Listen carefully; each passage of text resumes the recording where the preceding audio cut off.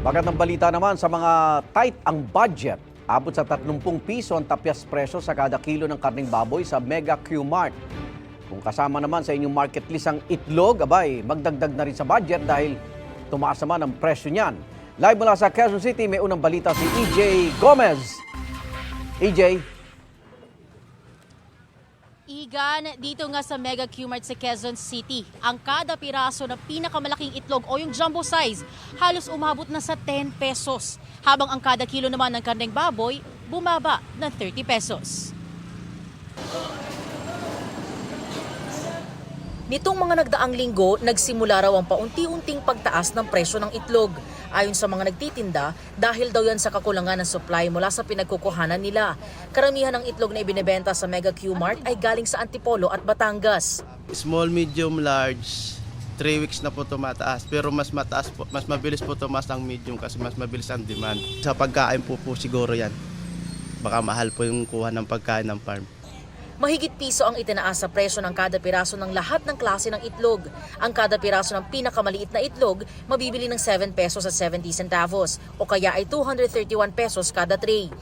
Ang medium, nasa 8 pesos kada piraso at 240 pesos ang kada isang tray. 20 centavos naman ang diferensya ng kada piraso ng large size na itlog sa medium size, na ang isang tray ay nasa 246 pesos.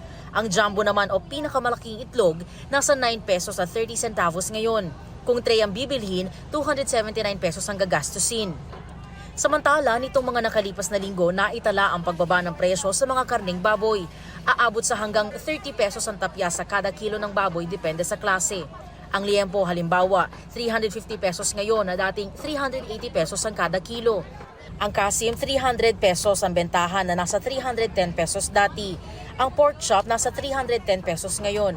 Si Rowena na kumukuha ng supply sa Bulacan, nadamay po kami dun sa nabalitang may sakit po sa Batangas. Kaya po ngayon kahit po okay yung baboy namin sa kinukunan namin, pati po kaming mga magagandang paninda, naapektuhan po kami. si Nanay Flora na may-ari ng karinderya sinusulit daw ang pamimili ng karneng baboy ngayong bumaba ang presyo nito. Pero pagdating sa itlog, Minsan-minsan na lang ako bumibili ng itlog dahil mataas. Pero gusto ng mga bata yun. ang Tingi-tingi lang.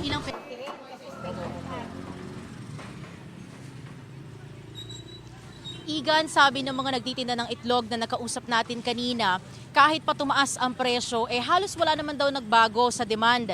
Malakas at marami pa rin daw ang bumibili dahil nga ito ay staple, no? Lalo na sa almusal ng mga Pinoy. Yung mga meat vendor naman ang sabi na pipilitan daw sila na mas lalo pang magbaba ng kanilang presyo, lalo na pagdating ng hapon. Okay lang daw ang kapiranggot na kita basta lang maibenta ang kanilang mga paninda. At yan ang unang balita mula rito sa Mega Q-Mart sa Quezon City. EJ Gomez para sa GMA Integrated News. Igan, mauna ka sa mga balita. Mag-subscribe sa GMA Integrated News sa YouTube. Sa mga kapuso abroad, subaybayan nyo kami sa GMA Pinoy TV at sa www.gmanews.tv.